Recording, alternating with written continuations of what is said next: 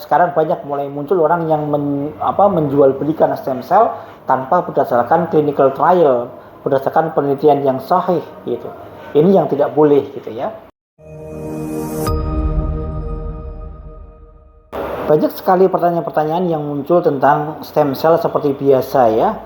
Terutama pasien-pasien yang menanyakan apakah stem cell bisa untuk penyakit gagal ginjal, bisa untuk penyakit sirosis hepatis ya, bisa untuk penyakit-penyakit yang lain gitu. Jadi intinya langsung to the point, stem cell apakah bisa untuk mengobati penyakit tertentu gitu. Stem cell itu bukan serta-merta menjadi obat buat semua penyakit gitu. Ini yang jadi patokan kita dulu ya. Memang secara teori bahwa stem cell itu adalah satu sel yang memang berfungsi untuk meregenerasi sel. Secara gampangnya seperti itu. Secara mudahnya adalah dia meregenerasi sel, mengganti sel-sel yang sudah rusak ya, menumbuhkan kembali sel-sel yang sudah tidak berfungsi dengan baik gitu. Itu adalah fungsi daripada stem cell.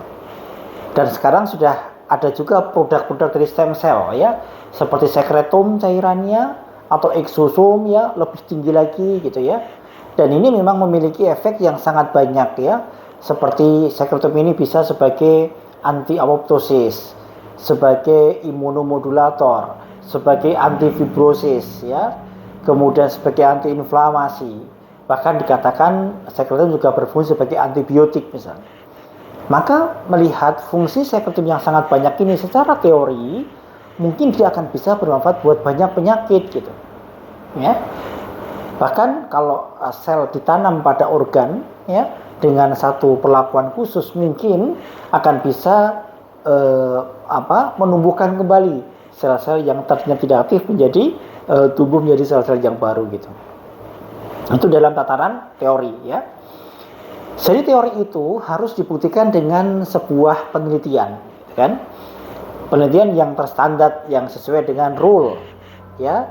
Harus dimulai dengan penelitian preklinik dulu, kemudian in vitro, in vivo, kemudian fase 1, fase 2 dan seterusnya.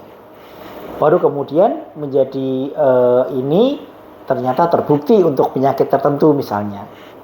Dan tentu harus registrasi juga penelitiannya, tidak boleh penelitian yang sembarangan, yang asal-asalan gitu, kemudian mengklaim bahwa saya sudah bisa untuk meneliti gitu. Jadi memang butuh sebuah tahapan yang cukup panjang. Sebuah stem cell ataupun produknya bisa dikatakan bermanfaat, berefek baik dan berefek samping yang minimal pada satu penyakit tertentu.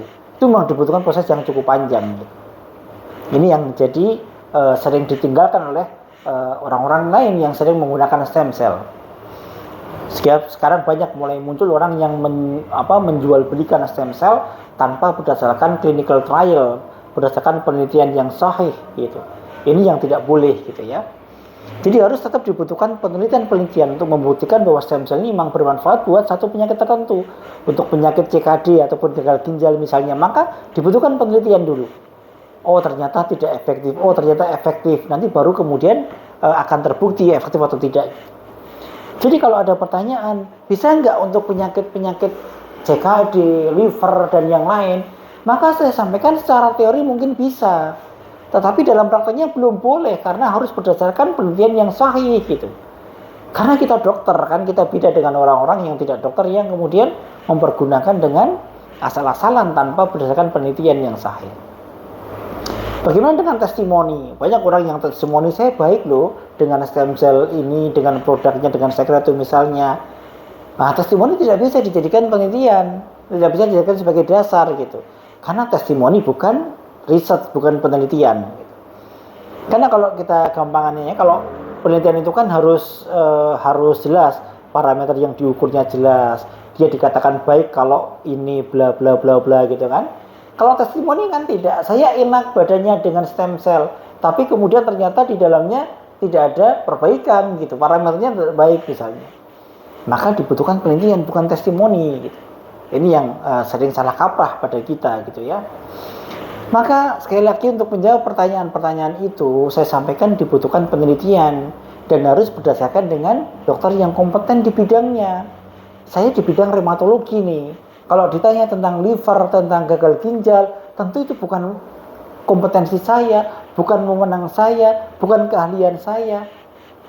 Meskipun saya penyakit dalam gitu ya, tetapi ada penjurusan yang lebih spesifik lagi. Saya penyakit dalam dan kemudian mempelajari lebih dalam tentang rheumatologi, bukan ginjal, bukan liver dan lain sebagainya.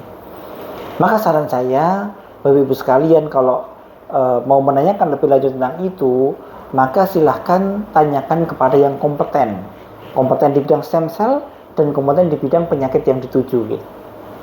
Itu sangat penting gitu. Jadi tidak asal-asalan gitu. Bagaimana dengan produk-produk yang sudah dijual di luar gitu ya? Ada yang stem cell dalam bentuk kapsul misalnya, dalam bentuk minuman misalnya.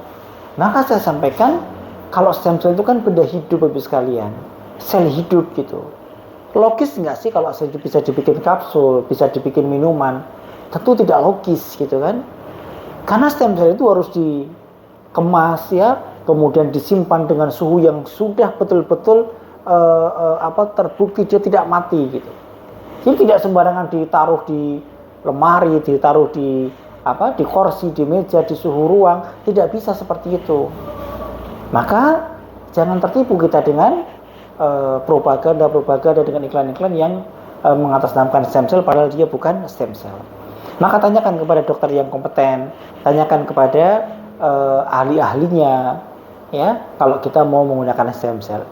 Boleh konsultasi dengan kami, tetapi tentu kami akan mengerjakan sesuai dengan kompetensi kami. Kalau tidak kompeten, kami tidak akan kerjakan, maka kami akan serahkan kepada yang lebih kompeten.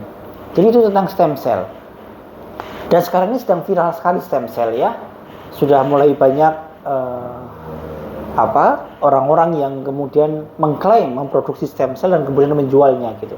Maka hati-hati, silakan tanyakan kepada dokter yang kompeten dulu gitu ya, supaya kita jelas apakah itu stem cell atau tidak gitu kan. Sudah keluar uang banyak, ternyata dia bukan stem cell misalnya ya. Jadi sekali lagi bahwa stem cell ini walaupun secara teori dia sangat bagus ya, tetapi masih harus dibutuhkan penelitian yang sahih untuk menunjukkan bahwa dia memang efektif dan efek sampingnya minimal untuk penyakit-penyakit tertentu.